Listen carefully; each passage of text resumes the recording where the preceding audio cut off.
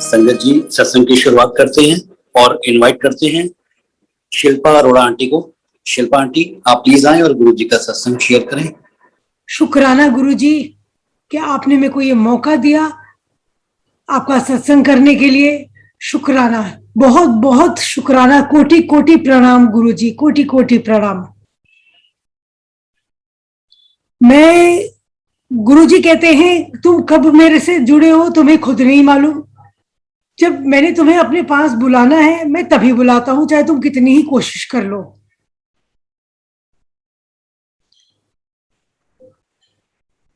To 1997 की बात है।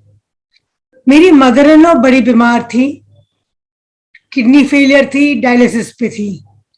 सबीना कोचड़ आंटी ने मेरे को बोला कि जलंधर में एक गुरुजी हैं, तू अपनी मदर इन लॉ को वहां लेके जा, वो पक्का ही ठीक हो जाएंगी। गुरुजी का आदेश था ही नहीं, हमें पहुंचना ही नहीं था, उनका दर्शन ही नहीं करना था, तो हम कैसे जा सकते हैं। चाहे मैंने बड़ा सोचा, बड़ी इच्छा हुई वहां जाने की, तो जब तक बुलावा नहीं होता तो इंसान पहुंच ही नहीं सकता गुरुजी के। बहुत साल बीत गए। 2006 की बात है। उन दिनों मेरी सिस्टर इन लॉ के फादर इन लॉ, उनको कैंसर था। वो काफी बीमार थे, हॉस्पिटल में थे, बहुत बीमार थे। मेरी नीस, मेरी सिस्टरों की बिटिया ने मेरे हस्बैंड को बोला, मामा जी मम्मी पापा तो जाएंगे नहीं, मेरी फ्रेंड ने बताया है कि गुरुजी हैं, उनका आश्रम है छतरपुर के पास एम्पायर स्टेट में, मामा जी आप मेरे को ले जाओ, शायद मेरे दादाजी ठीक हो जाए, वो बहुत सफर कर रहे हैं। कौन सा मामा अपनी नीस की बात टालता है। मेरे हस्बैंड बड़े प्यार से अपनी नीस को अपने साथ गुरुजी के आश्रम ले गए एम्पायर स्टेट। ये लोग वहां गए और मेरे हस्बैंड को लगा जैसे पता नहीं उन्हें क्या मिल गया हो। उन्होंने डेली आना शुरू कर दिया, थर्सडे फ्राइडे सैटरडे संडे। वो और मेरी नीस, ये लोग डेली जाते थे, शाम को चले जाते थे और लंगर प्रसाद करके वापस आते थे। ऐसे बहुत दिन तक चलता रहा। मैं तो गई नहीं थी, मुझे तो कुछ पता ही नहीं था गुरुजी के बारे में उस टाइम, और ये मालूम भी नहीं था कि ये वही गुरुजी है जो सबीना कोचर आंटी ने इतने साल पहले मेरे को बोला था आने को। जैसे लेडीज का दिमाग होता है, मैंने उस टाइम सोचा पता नहीं मेरे हस्बैंड कहाँ जाते हैं, पर यह था कि भाई नीस मेरे साथ है तो कहीं जा ही रहे होंगे, शायद किसी गुरु के पास ही जा रहे होंगे। फिर एक दिन मेरे हस्बैंड ने मेरे को बोला, चल शिल्पा तेरे को भी मैं लेके चलता हूँ, मेरे को बहुत अच्छा लगता है, मैं वहां जाता हूँ, मेरे को बड़ी शांति मिलती है, तू भी चल मेरे साथ। मैं भी तैयार हो गई, हस्बैंड के साथ गई और वहां जाके मत्था टेका, बहुत अच्छा लगा। बातें काफी देर तक हमने सत्संग सुना और अच्छा लगा। अब गुरुजी की मेहर देखिए, मेरे आगे वाले लाइन में सबीना आंटी बैठी थी। मेरे को तो पता ही नहीं था। वो जैसे सत्संग चल रहा था, गुरुजी की भेंटें चल रही थी, गुरबानी चल रही थी उस टाइम, सबीना पीछे मुड़ के देखा, देखा अरे शिल्पा तू बैठी है, चल तेरे को बाहर चल, एम्पायर स्टेट में बाहर बैठते जहां गाड़ियां पार्क होती थी कार पार्क के पास, वहां बैठ के हम गुरुजी की तेरे को मैं बातें बताती हूँ। उनका मेरे ऊपर कैसा एहसान हुआ, गुरुजी ने मेरे को कैसे ठीक किया, मेरी फैमिली को कैसे ब्लेस किया, मेरे बच्चों को कैसे ब्लेस किया, मेरे मम्मी पापा सबको कैसे ठीक किया, चल मैं तेरे को बाहर बैठ के बताती हूँ। सबीना और मैं चल के बाहर बैठ गए और 1.5-2 घंटे सबीना मेरे साथ सत्संग करती रही। फिर लंगर का टाइम हुआ, हम दोनों ने लंगर किया, मेरे अंकल जी भी साथ थे, हम सब ने लंगर किया। लंगर करके आज्ञा लेने के लिए जब जैसे संगत के साथ सारे में निकलने लगी, सबीना ने मेरे को बोला, शिल्पा तू रुक जा, मैं तेरे को गुरुजी से मिलवाती हूँ। जैसे आज्ञा हुई तो मैं रुक गई, क्योंकि सबीना बचपन की फ्रेंड थी मेरी, तो मेरे को लगा कि भाई ये कभी गलत रास्ते मेरे को कभी भी नहीं लेके गई, हम स्कूल में इकट्ठे थे, तो ये मिल गई है तो क्या पता ही मेरा ब्लेसिंग ही मेरे को अच्छी मिल जाए। तो चुप करके उसका कहना मानते हुए मैं रुक गई। थोड़ी देर बाद हमारी बारी आई, मत्था टेका, गुरुजी से आशीर्वाद लिया और सबीना ने बोला गुरुजी ये मेरी, इतना ही सबीना ने बोला। गुरुजी ने फिर जवाब दिया मैनू पता है ये तेरी बचपन की सहेली है, तू 2 घंटे बाहर बैठी हुई है और तू उसे सारे अपनी बातें बता रही। गुरुजी ने ये सारा ठेठ पंजाबी में बोला, मेरे को पंजाबी नहीं आती, पर गुरुजी ने सारा ठेठ पंजाबी में सबीना से बोला और फिर मेरे को देख के कहा कल्याण हो। मैं बड़ी खुश कि उन्होंने मेरे को ब्लेसिंग दे दी है। और फिर गुरुजी ने मेरे को बोला मैनू पता है ये राधा स्वामी है। गुरुजी ने बोला कि ये राधा स्वामी है, मैं थोड़ी चुप हो गई क्योंकि हम तो राधा स्वामी नहीं है। मैंने तो सोचा कि मेरे पेरेंट्स आर्य समाजी थे, मुझे तो पता ही नहीं था कि ये गुरुजी क्यों बोल रहे हैं राधा स्वामी।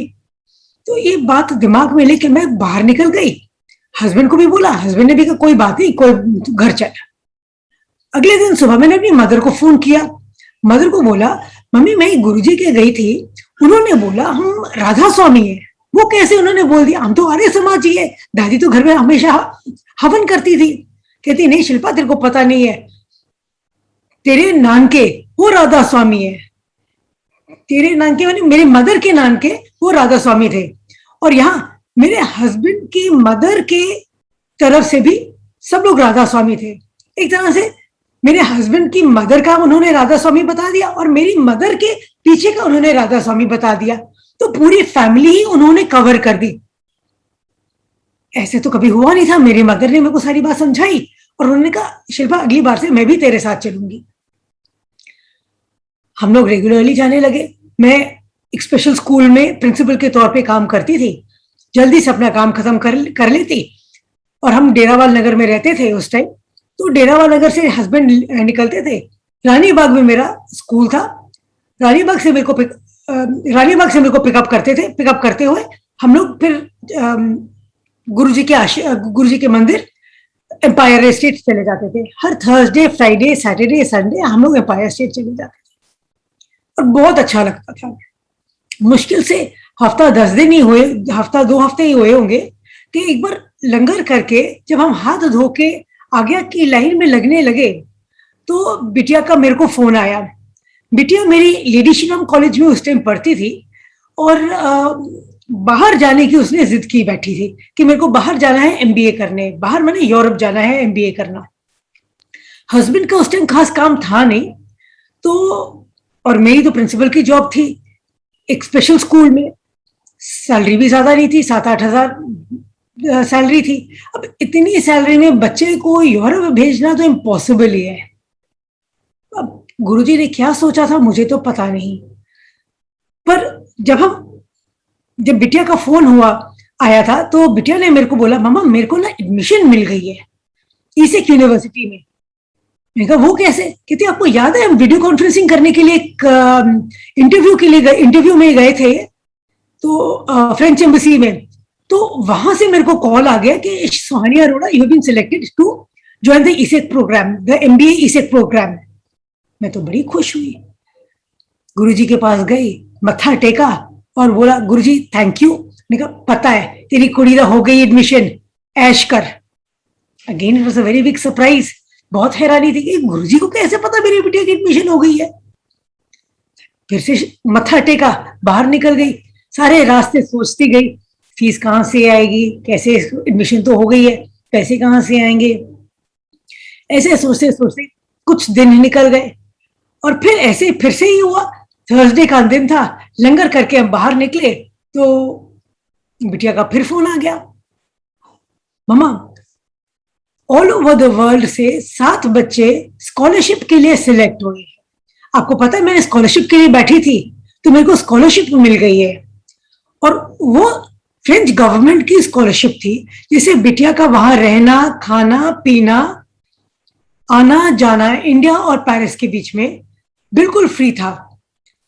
जो बेसिक पैसे शुरू के जो जमा करने थे 2-3 लाख जो जमा करने थे सिर्फ वही देने थे और सारी इसकी एमबीए फ्री थी। 2 साल का प्रोग्राम था बिटिया का और 1 साल उसे इंटर्नशिप पेरिस में ही करनी थी क्योंकि फ्रेंच गवर्नमेंट ने कराया था, सो इसे इंटर्नशिप वहीं पे करनी थी। तो बड़े खुश हुए, गुरुजी का आशीर्वाद लिया, मत्था टेका। मैं आपको बता नहीं सकती हम लोग कितने खुश थे उस टाइम। जो 2-3 लाख जमा करने थे वो भी जैसे बच्चे जब पैदा होते हैं पेरेंट्स अपने बच्चों के नाम की जमा करवाते रहते हैं, वो मैंने उसकी एफडी तोड़वाई और उसके पैसे हो गए, तो हमें कोई प्रॉब्लम ही नहीं हुई। बिटिया चली गई पेरिस, बिटिया को मैं छोड़ने गई, थोड़े बहुत पैसे थे ही तो छोड़ने चली गई गुरुजी के आगे। और जाने से पहले गुरुजी ने समाधि ले ली थी। उसे थोड़े दिन पहले ही गुरुजी ने समाधि ले ली थी। जब गुरुजी ने समाधि ली तो उन दिनों मेरे को सुखी आंटी मिली थी। सुखी आंटी जो लंदन में रहती हैं, वो आई हुई थी जब उनको पता चला गुरुजी ने समाधि ले ली है। तो वो अपने एक्सपीरियंसेस मेरे को बताने लगी, सारा बताने लगी। तो तब आंटी ने मेरे को बताया कि मेरे पास गुरुजी की फोटोज है। मैं बड़ी खुश, मैंने उनको बोल दिया आंटी आपके पास गुरुजी की फोटो है तो आप मेरे को भी दे दीजिए। कहती कितनी चाहिए आपको? उनके हाथ में करीबन एक पैकेट भरा हुआ था फोटोग्राफ का। मैंने कहा आंटी 2 दे दीजिए। छोटी पासपोर्ट साइज फोटोग्राफ जो होती है वो उन्होंने मेरे को 2 दे दी। सुखी आंटी से ये 2 फोटोग्राफ्स लेके मैं मंदिर से निकली, हाथ में पकड़ी हुई थी ये फोटोग्राफ्स। और मंदिर से लेके छतरपुर के बीच में जब टिवोली गार्डन आता है उस टाइम उसके आसपास मैंने ये दोनों फोटोग्राफ्स निकाली और देखा वो 2 से 3 बन गई है। 3 कैसे बनी मेरे को नहीं मालूम। 2 मैंने ली थी, एक अपनी बिटिया के लिए क्योंकि वो जा रही थी अकेले और मेरे को था कि गुरुजी तो अब है नहीं, तो गुरुजी इसी बहाने उसके साथ रहेंगे, फोटोग्राफ के तौर पे ही उसके साथ रहेंगे। उन्होंने इसे इतनी दूर पहुंचाया है, उसका ध्यान भी वो ही रखेंगे। और दूसरी फोटोग्राफ मैंने अपनी मदर के लिए ली थी। तीसरी कैसे हुई मेरे को नहीं मालूम। तीसरी मैंने संभाल के बहुत अच्छे से अपने पास रख ली फोटोग्राफ। थोड़े दिन के बाद मैंने वो फोटोग्राफ लैमिनेशन के लिए भेजी, लैमिनेशन के लिए लेके गई। जब मैंने लैमिनेशन की मशीन में वो गई तो वहां पे जो अंकल खड़े थे वो कहते हैं aunty I am so sorry कि ये लैमिनेट करके तो फोटोग्राफ निकल रही है पर कलर सारे स्मज हो गए हैं, सारे कलर इसके फैल गए, I am so sorry. Photograph देखी, मन ही मन में बड़ी खुश हुई। कलर्स फैले नहीं थे, उसमें बहुत सारे ओम आ गए थे। उसमें गुरुजी के माथे पे ओम था, उनके हाथों के नीचे ओम था, बहुत सारे ओम थे। तो मैं संभाल के वो फोटोग्राफ अपने लॉकर में रख दी। लैमिनेटेड फोटोग्राफ बहुत सारे ओम से भरी हुई। थोड़े दिन बाद गुरुजी की का बर्थडे का फंक्शन था महासमाधि के दिन के बाद, तो मैं वो फोटोग्राफ निकाल के साथ लेके जा रही थी अपने साथ। तब मैंने जब लॉकर में से वो फोटोग्राफ निकाली तो देखा जहां पे गुरुजी के हाथ के नीचे ओम बना था, ओम के पास एक न्यूबॉर्न बेबी की फोटोग्राफ आई हुई थी, जैसे गुरुजी अपने बच्चे को ब्लेस कर रहे हो। मैं बहुत खुश हुई, अपने साथ वो फोटोग्राफ ले गई। वो फोटोग्राफ मंदिर ले गई, ब्लेसिंग्स दिलवाई, गुरुजी की फोटो के कुर्सी के पास रखी मैंने और मैं बड़ी खुश हुई। फोटोग्राफ अपने पास बड़े सालों तक मेरे पास पड़ी रही। उसके बाद मैं चली गई बिटिया को लेके पेरिस। वहां पे उसकी एडमिशन हुई, सारी फॉर्मेलिटीज क्लियर हुई। और इस दौरान मेरे अंकल गुरुजी के मंदिर गए, एम्पायर स्टेट गए। गुरुजी ने मेरे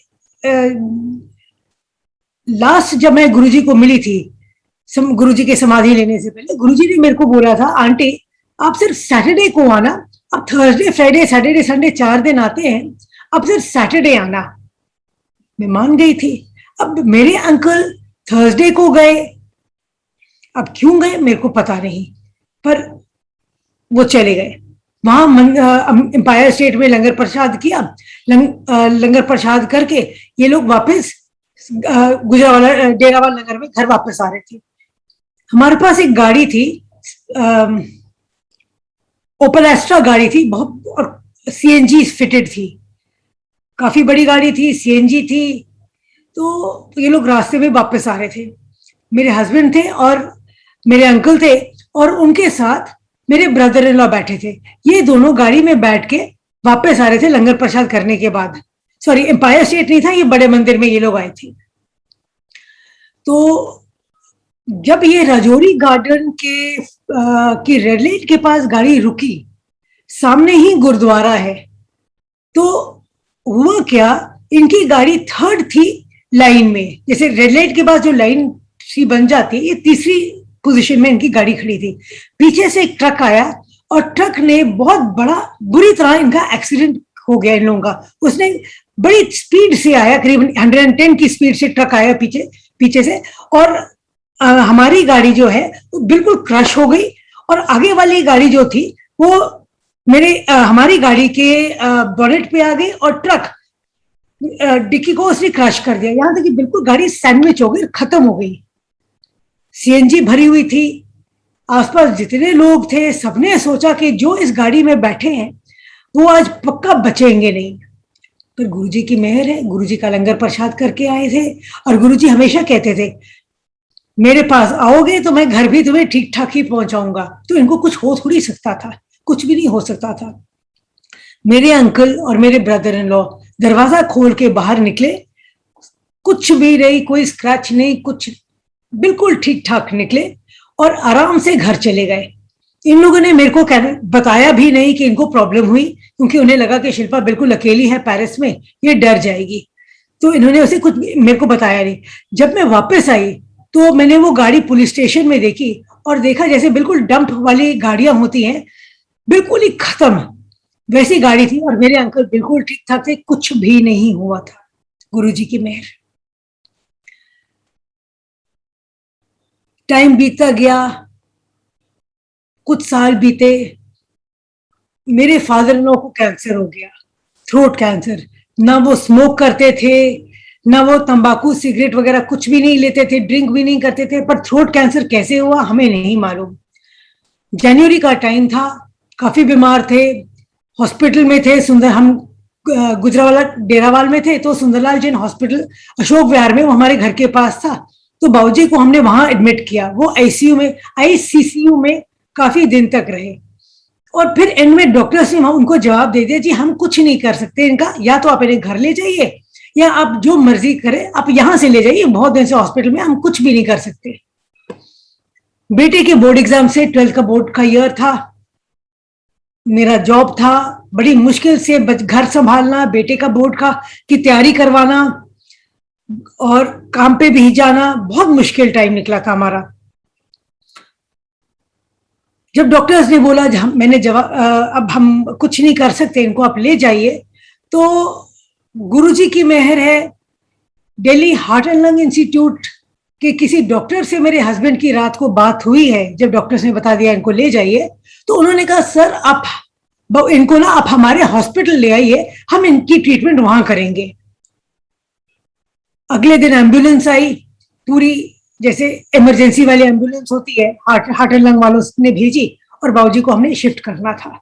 जितनी देर हमें फॉर्मेलिटीज क्लियर करने में लगी, जैसे हॉस्पिटल डिस्चार्ज फॉर्म्स करता है कि वी आर नॉट रिस्पॉन्सिबल कि हम पेशेंट को हम लेके जा रहे हैं, वो सारी फॉर्म्स हमसे साइन करवा रहे थे, 2-3 घंटे लगे।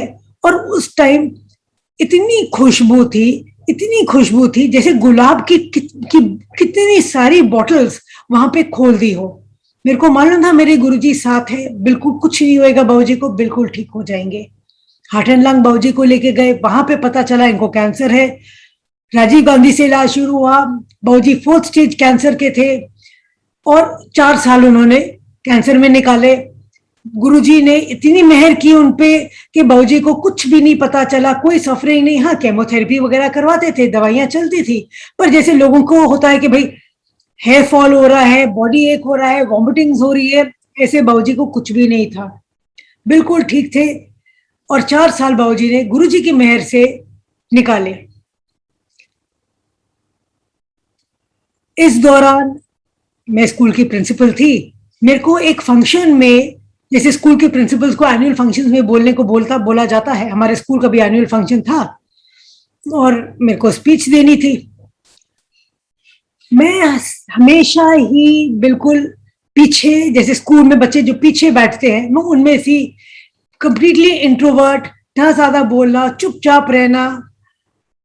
अब 250-300 लोगों के सामने स्पीच देनी, मेरे तो पसीने छूटते थे। हाँ, ये है कि स्पीच पूरी तैयार की हुई थी, बहुत प्रैक्टिस की हुई थी, पर बहुत घबराहट हो रही थी, क्योंकि कभी मैंने स्पीच नहीं दी थी, कभी माइक पे बोला नहीं था, कभी स्टेज पे खड़ी होकर बात नहीं की थी मैंने। बहुत डर लग रहा था। गुरुजी को बोला, गुरुजी प्लीज हेल्प मी, मेरे को समझ नहीं आ रहा मैं क्या करूं, मेरे को कुछ भी नहीं याद रह रहा। मेरे को अनाउंसमेंट हुई, स्टेज पे गई, पोडियम पे खड़ी हुई, माइक ऑन हुआ, अनाउंसमेंट हुई, और आप विश्वास नहीं करेंगे, आसपास सारा अंधेरा हो गया, खूब अंधेरा, कुछ भी नहीं दिखा। अगर आसपास आके कुछ अंधेरा होगा, कुछ कुछ दिखेगा ही नहीं, छोटी सी लाइट ही होगी जिसके ऊपर आपका पेपर है, आपके पेपर के ऊपर छोटी सी लाइट, तो आपको डर भी नहीं लगेगा। जब आपको दिख ही नहीं रहा कुछ, तो डर किस बात का, कोई है ही नहीं आपको जज करने के लिए, कोई आपको कमेंट पास करने के लिए कोई है ही नहीं। बीच में स्पीच के दौरान मैनेजमेंट वाले ओनर्स वगैरह सारे आए, उन्होंने पेपर ऐड किए कि शिल्पा ये भी सेंटेंस बोल देना, ये भी बोल देना। सब मैंने बोला, सब किया, बिल्कुल घबराहट नहीं हुई। और बाद में लोगों ने आके मेरे को बोला, शिल्पा जी आप तो इतना अच्छा बोलते हैं, हमें तो पता ही नहीं था आप इतना कॉन्फिडेंटली बोलते हैं, और इतनी बढ़िया स्पीच इंग्लिश में कमाल ही कर दिया। कितने लोगों ने आके बोला मेरे को, और मैं मन ही मन अपने गुरुजी को थैंक यू बोल रही थी, गुरुजी आपने आज मेरी इज्जत बचा ली, मेरी बड़ी बेइज्जती होती अगर मैं ठीक से नहीं बोलती।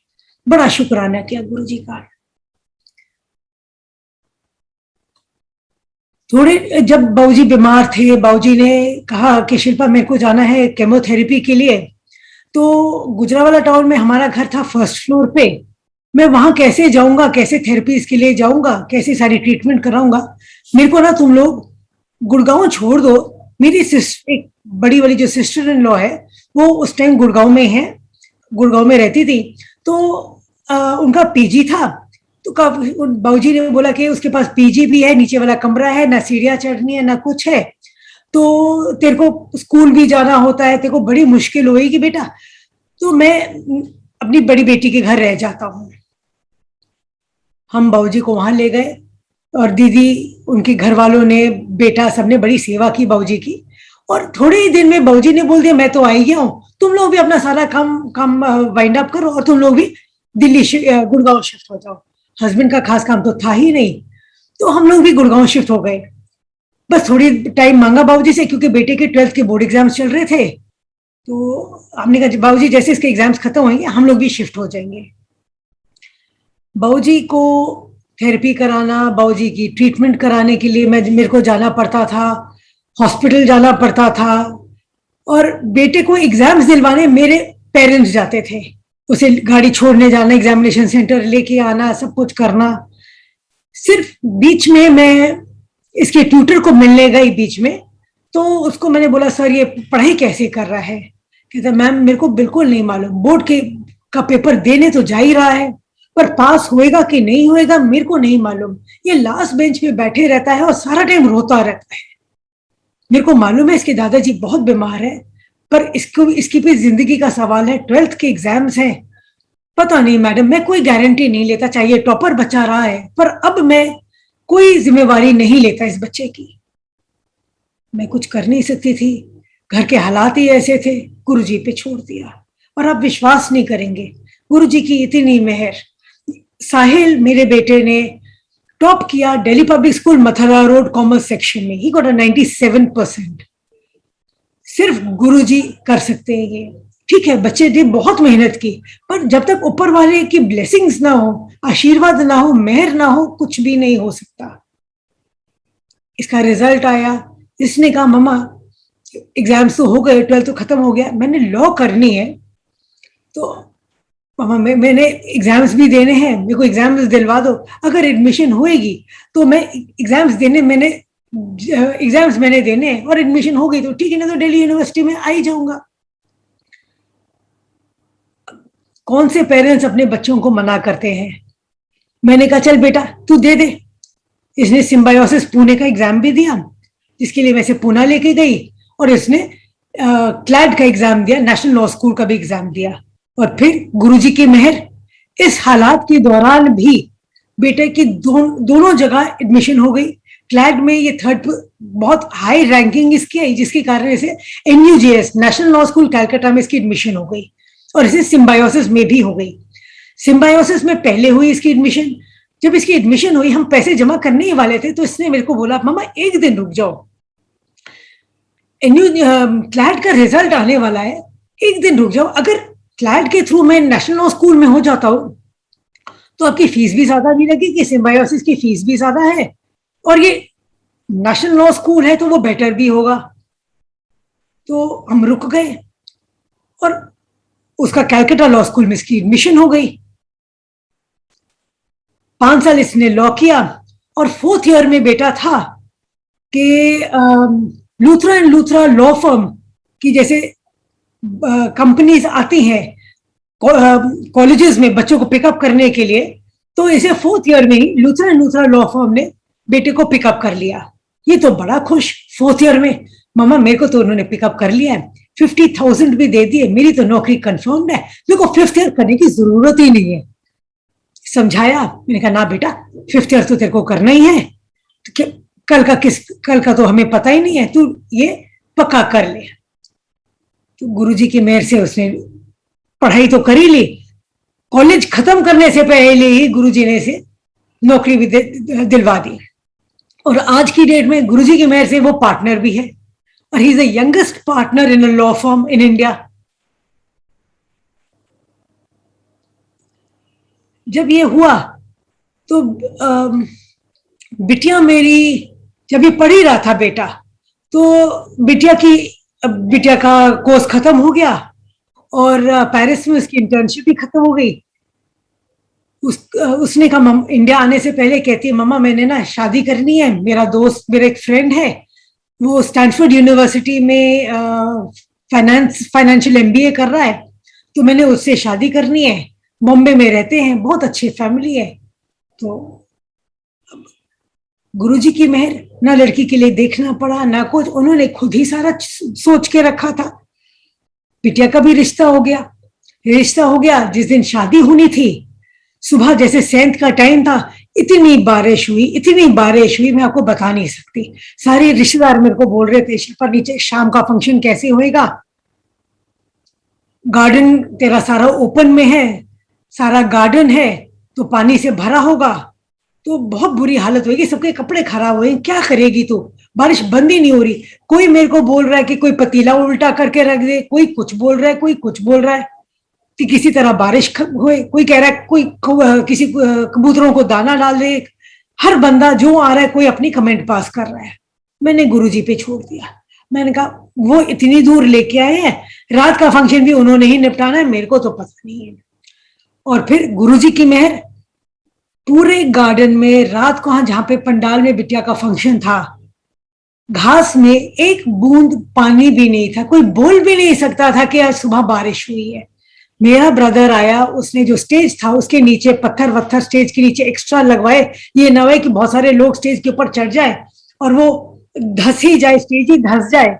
तो उसने बेचारे ने बड़ी मेहनत करके वो सेट किया, पर गुरुजी की मेहर, कुछ होना ही नहीं था, बहुत बढ़िया सारा फंक्शन हुआ। लोगों ने आके मेरे को बोला शिल्पा बहुत बढ़िया फंक्शन हुआ है, और कुछ गुरुजी की संगत भी थी, उन्होंने आके मेरे को बोला कि आंटी आपको पता है गुरुजी यहाँ आए थे, वो सारा आपका देख रहे हैं, हमने गुरुजी को देखा है। बड़ी खुश कि गुरुजी ने आके मेरे बच्चों को आशीर्वाद दिया। पर लोगों की बातों पे कई बार विश्वास नहीं होता, मन ही मन खुश भी थी, पर गुरुजी को देखा नहीं था तो समझ भी नहीं आ रहा था पूरी बात का। उसके बाद बिटिया की शादी हो गई, बॉम्बे चली गई, बाबूजी ज्यादा बीमार हो गए, और एक दिन मैं पलंग के नीचे से अपनी चप्पल निकाल रही थी। सुबह स्कूल जाना होता था, गुड़गांव में जो रहना है, स्कूल मेरा अब रोहिणी में शिफ्ट हो गया था। उन दिनों स्कूल का एनुअल फंक्शन फिर आ रहा था, सुबह जल्दी थी, नीचे झुक के चप्पल निकालने की कोशिश की, पीठ में चुप पड़ गई। जल्दी थी, फटाफट 2 कॉम्बीफ्लेम की गोलियां खाई और काम पे निकल गई। सुबह 7:30 7:30 का टाइम था, देर हो रही थी, क्योंकि कैब पकड़ी थी, गाड़ी तो अपनी थी नहीं, कैब थी मेरे पास, कैब मेरे को स्कूल के पास लेके जाती थी, और दूसरी कैब से मैं शाम को वापस आ जाया करती थी। एनुअल फंक्शन स्कूल का निपटाया, बड़ी मुश्किल से रोज सुबह कॉम्बीफ्लेम खाती, रात को आके फिर कॉम्बीफ्लेम 2 गोलियां खाती, और बहुत बुरी हालत थी। उसके बाद फंक्शन के बाद तो मैनेजमेंट को बोल दिया कि मेरी तबीयत ठीक है नहीं, मैं थोड़ी दिन लीव पे जा रही हूँ। दवाइयां बंद करने की देर है, कॉम्बीफ्लेम बंद करने की देर है, कि इतनी तबीयत खराब हुई कि जब मैं पलंग पे लेटती थी मैं साइड नहीं पलट कर सकती थी। मेरे अंकल मेरे को पीछे से धक्का देते थे और मैं साइड पलटती थी। इतनी बुरी हालत हो गई थी। बेटा कॉलेज से वापस आया, जब उसे पता चला मम्मी इतनी बीमार है। बिटिया शादी हुई थी, शादी हुए साल भी हुआ था, तो वो भी बेचारी बॉम्बे से आई। मम्मी के पास 3-4 दिन रहते हैं, पर 3-4 दिन की तो बात ही नहीं थी, महीना 1.5 महीना निकल गया ऐसे। बहुत बुरी हालत थी। हिम्मत करके मंडे के मंडे गुरुजी के आश्रम में, गुरुजी के बड़े मंदिर जाती। अंकल लोग बोलते जो वहां पे थे कि आंटी आप ठीक हो जाओगे, आप फिक्र मत करो, गुरुजी के पास आई हो ना, आप तो पुरानी संगत हो, आप ठीक हो जाओगे। फिर भी बहुत दर्द था। नीचे झुकती थी, उठा नहीं जाता था। मत्था टेकने के लिए नीचे झुकना, कमर पकड़ के फिर उठती थी और लंगड़ाते लंगड़ाते मैं बाहर जाके चाय प्रसाद और लंगर प्रसाद के लिए बैठ जाती थी। एक दिन तो बिल्कुल ही हार मान ली। गुरुजी की फोटो मेरे कमरे में टंगी हुई थी।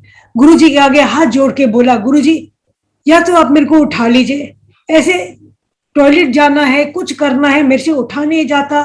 मैं कितनी दवाइयां खाऊं, मुट्ठी भर भर के दवाइयां खानी शुरू कर दी है। और मैं जिंदगी में एलोपैथिक दवाई खाई नहीं, हमेशा होम्योपैथिक दवाई खाती थी। मेरे से तो बर्दाश्त नहीं हो रहा। अगर ऐसे ही करना तो रहने दीजिए ना गुरुजी, पर आपने मेरे को इतने सारे स्पेशल बच्चों की ड्यूटी दी है। मेरे पास उस टाइम 60-65 स्पेशल बच्चे थे जो मेरे अंडर मेरे चार्ज में थे।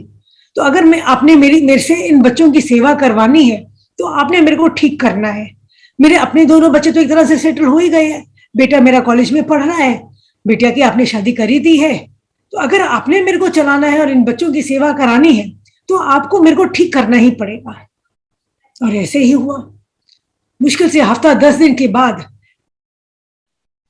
मेरे में दर्द में फर्क आने शुरू हो गया। दवाइयां थोड़ी चेंज हुई, डॉक्टर्स चेंज हुए, तो फर्क आने शुरू हो गया और 15 दिन में मैं बिल्कुल ही ठीक हो गई।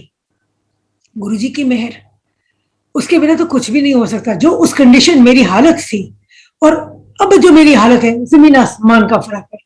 ये इस बात को भी करीबन 10 साल हो गए हैं और एक बार भी मेरे को पीछे मुड़ के दर्द नहीं हुआ जो मेरे को उस टाइम दर्द हुआ था। बिल्कुल ही दर्द नहीं हुआ है। जिंदगी बीतती गई, टाइम पास होता गया। हस्बैंड का काम गुरुजी ने शुरू करवाया था। वहां पे हमारे पास गुड़गांव में आके हस्बैंड ने पीजीज अपने खोले थे। एक पीजी से शुरू किया, फिर 2, फिर 3, फिर 4। बहुत अच्छा काम हो गया। जहां बहुत मुश्किल थी, अब पीजीज का काम इनका शुरू हो गया। हमारा एक कॉलेज था श्री गंगानगर में, वो भी बहुत बुरी हालत में था पहले। गुरुजी की मेहर से वो भी ठीक हो गया और उससे भी हमारा बड़ा अच्छा काम शुरू हो गया। इस दौरान बाबूजी हमें छोड़ के चले गए और आगे जिंदगी बीतती गई। बेटे की गुरुजी ने शादी करवाई। बहुत अच्छी बिटिया है और वो भी हमें ढूंढनी नहीं पड़ी। दोनों बच्चे लॉ स्कूल में इकट्ठे थे, बिल्कुल प्रॉब्लम नहीं हुई। गुरुजी ने हम मेरी और मेरी फैमिली को अपने छत्रछाल में बिल्कुल नीचे संभाल के रखा। हमें कोई प्रॉब्लम नहीं हुई। सारी जिंदगी आराम से बीतती गई। फिर आया कोविड। कोविड के दौरान मेरे अंकल को, मेरे को, बेटे को और डॉटर इन लॉ को सबको कोविड हुआ। अंकल ज्यादा बीमार थे, उनको हॉस्पिटल भी लेके जाना पड़ गया। हॉस्पिटल में वो 3-4 दिन थे। मैं सबसे लीस्ट अफेक्टेड थी कोविड से।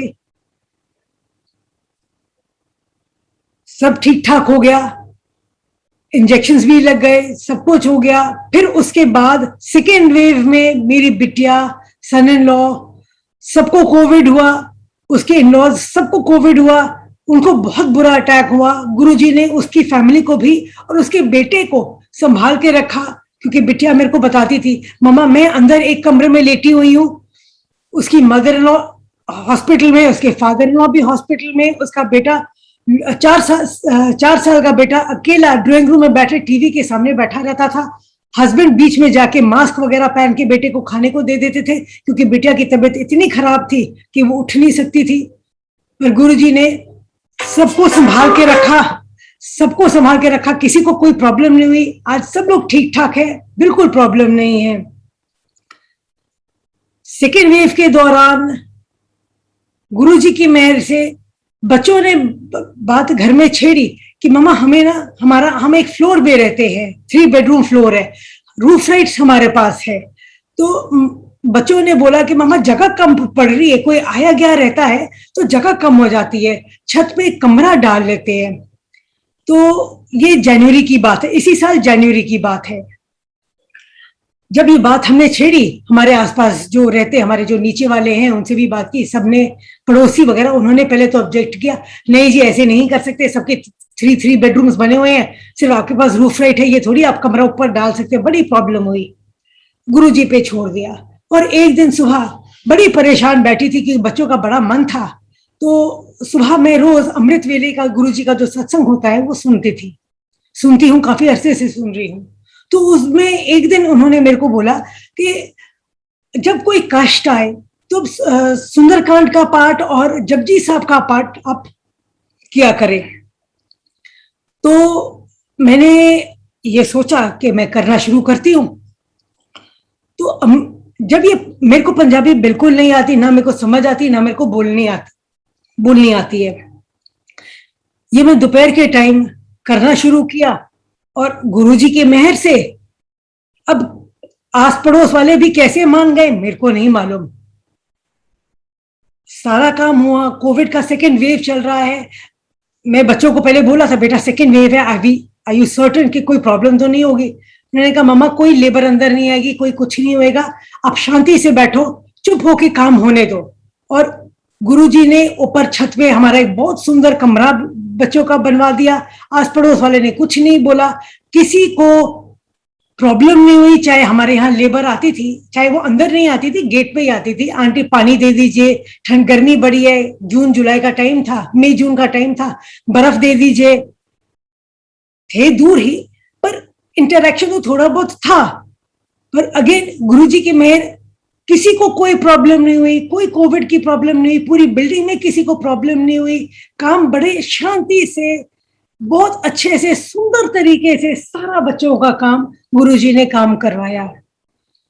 हस्बैंड का बड़ा मन था मेरी फैक्ट्री होए, क्योंकि शुरू में हमारे बड़े साल पहले हमारी अपनी एक फैक्ट्री थी और कोई प्रॉब्लम के कारण वो फैक्ट्री बंद करनी पड़ी। तो गुरुजी की मेहर से उनकी आज की डेट में ऊना हिमाचल में उनकी बहुत अच्छी रेक्सीन की फैक्ट्री है, बहुत अच्छा काम कर रहे हैं, हमारा कॉलेज भी चल रहा है। 2015 के आसपास जैसे मेरा काम चल रहा था, मैं प्रिंसिपल थी स्कूल की 2015, तो पता नहीं गुरुजी ने मेरे दिमाग में क्या बात डाली कि बैठे बैठाए मैंने रेजिग्नेशन दे दी काम में और सोच लिया कि मैं अपना ही स्कूल चालू करूंगी। कोई जेब में पैसे नहीं, कुछ नहीं, जो सैलरी आती थी वो घर के काम, बच्चा अभी पढ़ के ही निकला था और इतने थे ही नहीं कि मैं एक स्कूल खोल लूं अपना। यहां तक कि 4-5 लाख भी जेब में नहीं थे कि मैं अपना स्कूल खोल लूं, और बच्चे तो थे ही नहीं। मैंने तो सोचा था मेरे जो पुराने स्कूल के बच्चे हैं वो सारे मेरे साथ आ जाएंगे, क्योंकि 15 साल से मैं उस स्कूल में थी। पर जब स्कूल खोला बच्चे ही नहीं थे, गिनती के 4-5 बच्चे, पर उन्हीं से खोला। और फंड्स कहां से आए मेरे को नहीं मालूम, गुरुजी अपने आप कराते गए और उन्हीं की ब्लेसिंग से आज कोविड से पहले सबसे बेस्ट, सबसे बढ़िया और बेस्ट फैसिलिटीज वाला स्पेशल स्कूल है हमारा नॉर्थ दिल्ली में। गुरुजी का स्कूल है, मैं वहां पे प्रिंसिपल की नौकरी कर रही हूँ, है तो गुरुजी का। मैं तो उनके यहाँ सेवक हूँ, प्रिंसिपल हूँ, सारा गुरुजी का करना है। और 110 स्पेशल स्कूल में बच्चे होना, सारे बच्चे स्पेशल नीड्स।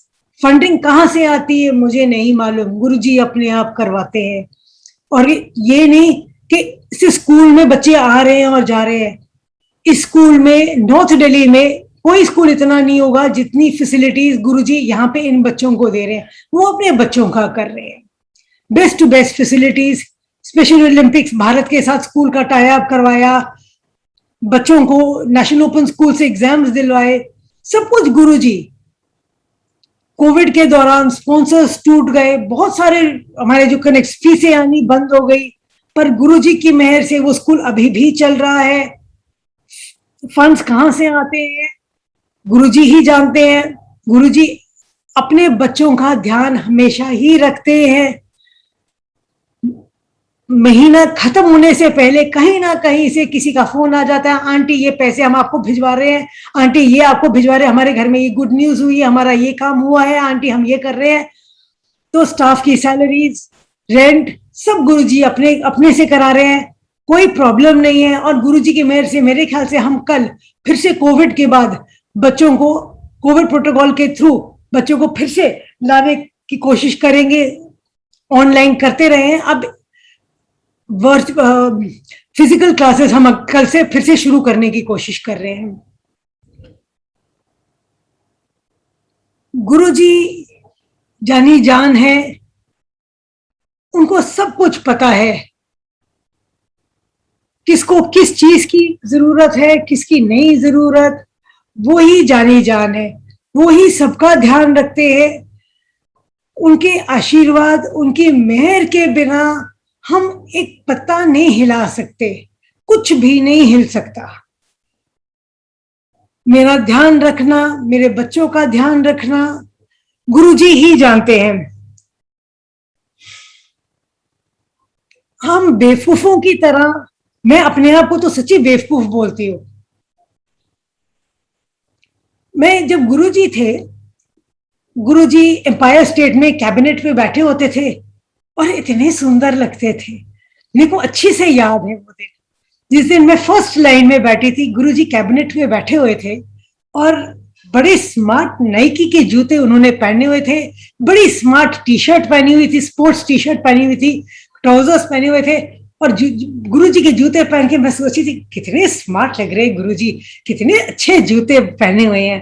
आप विश्वास करेंगे मैं इतनी बेवकूफ हूँ, गुरुजी ने कोई मेरी बात सुन ली, उनको पता है कि इसके पास तो कुछ है नहीं, मैं ही इसे दिलवा देता हूँ ऐसे जूते।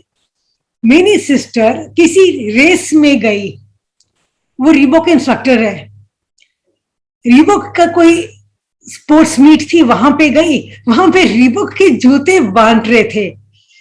उसका मेरे को फोन आया, शिल्पा तेरे जूतों का क्या साइज है? मैंने उसे साइज बताया। मैंने कहा क्यों, क्या हो गया?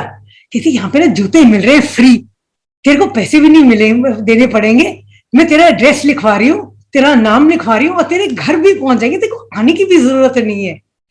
ऐसे तो हमारे गुरुजी हैं, हम लोग देखते ही देखते, सोचते क्या है, वो करते क्या है, कुछ नहीं मालूम, जानी जान। गुरुजी से इंसान कहता है कुछ नहीं मांगना चाहिए। आपको पता नहीं वो आपको क्या देना चाहते हैं, आप थोड़ा मांगते हैं, गुरुजी आपको ज्यादा देना चाहते हो, आपको कुछ भी नहीं मालूम, तो मांगना ही नहीं चाहिए। पर मेरे को लगता है मैं किससे बातें करूं, मेरे तो गुरुजी ही मेरे फादर हैं, वो ही मेरे पिता हैं। जब मैं बड़े मंदिर आती हूँ, मेरे को लगता है मैं अपने मायके में बैठी हूँ, मैं अपने फादर के पास बैठी हूँ, जो मेरे मन में आए मैं उनको बोलती हूँ। जैसे मन हल्का करना है, कोई इंसान दुखी है, कुछ भी है, सुख है, दुख है, जो भी है, मैं तो अपने गुरु से ही बातें करती हूँ। और वो मेरे को हंस के, मेरे को जब स्माइल देते हैं, मेरे को लगता है जैसे मेरे को पता नहीं क्या मिल गया है, मेरे को मेरी खुशी का ठिकाना ही नहीं होता। कितनी बार मैं सोचती हूँ, गुरु इस लॉकडाउन के दौरान जो 1.5 साल ही कोविड का बीता है, बड़ी बार सोचा, मेरे सोचने की देर है कि मेरे को गुरुजी नहीं मिले, और किसी ना किसी तरह, किसी के थ्रू कुछ ना कोई बहाना बन जाता है और मैं उनके मंदिर पहुंच जाती हूँ।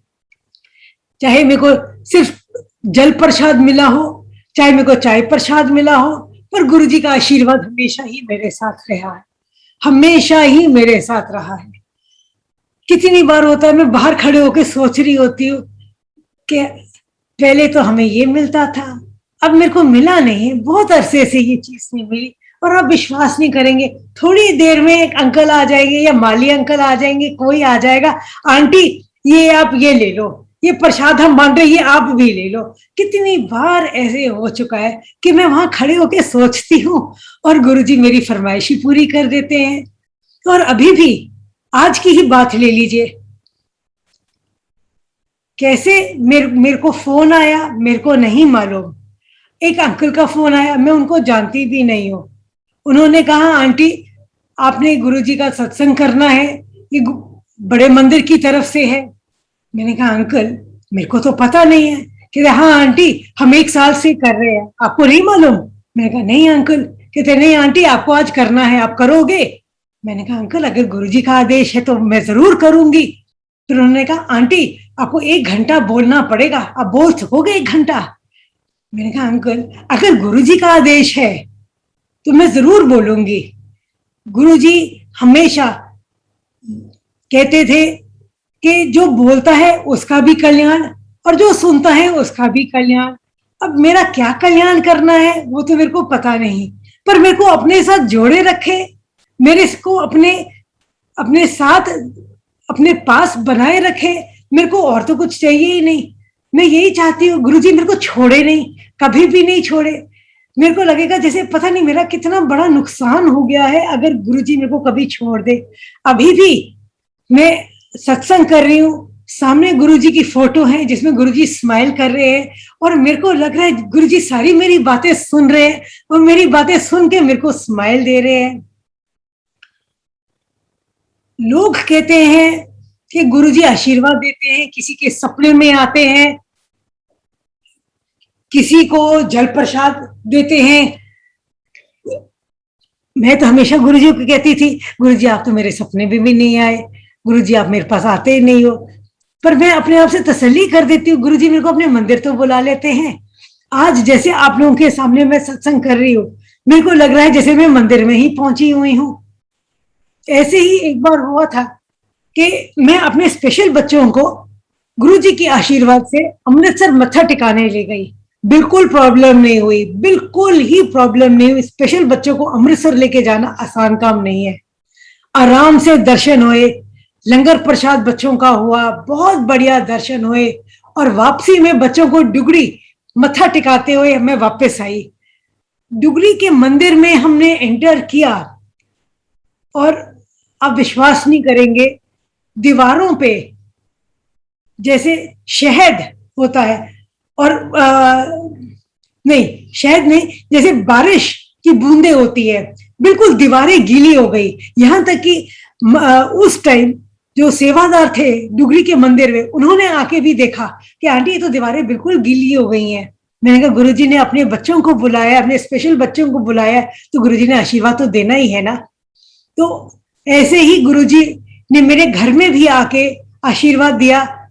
घर में बच्चों ने बोला मम्मा दीवारों में ना ये ऑयल की ड्रॉपलेट्स कहाँ से आ गई, हमारा ना जो चिमनी है, गैस के ऊपर चिमनी है, वो मेरे ख्याल से ब्लॉक हो गई है, जिसके कारण दीवारों के ऊपर ऑयल की ड्रॉपलेट्स आनी शुरू हुई हैं। बच्चों को मैंने कुछ नहीं बोला, साथ जाके हाथ लगा के देखा तो शहद था। गुरुजी की मेहर, गुरुजी ही जानी जान, गुरुजी सब करने वाले। शुक्राना गुरुजी, आप जैसा गुरु किसी को नहीं मिल सकता। कब से हम आपसे जुड़े हुए हैं वो बिल्कुल नहीं मालूम, कब तक जुड़े रहेंगे वो भी नहीं मालूम। सिर्फ आप हमें अपने पास जोड़े रखना, कभी मत छोड़ना। मेरी जिंदगी में बड़े इंस्टेंसेस आए हैं, बड़े एक्सपीरियंसेस हुए हैं, सुख दुख बहुत ज्यादा, पर मुश्किलें आई और गुरुजी ने सारी मुश्किलें फूलों के समान सारे कांटे निकाल दिए और फूलों के समान हमारी जिंदगी आगे कर दी। कोई प्रॉब्लम नहीं, कोई कुछ नहीं। बच्चों की इच्छाएं, मेरी इच्छाएं, छोटी सी बात को इतना बड़ा करके उन्होंने हमारी इच्छाएं पूरी कर देनी, सबको बचा के रखना, दुख से, हर चीज से बचा के रखना, बीमारी से, सब गुरुजी ने ही किया है। उनके बिना हम अधूरे हैं, सब गुरुजी जानते हैं। शुक्राना गुरुजी, लख लख शुक्राना, शुक्राना मेरे गुरुजी। जय गुरुजी, शुक्राना मेरे गुरुजी।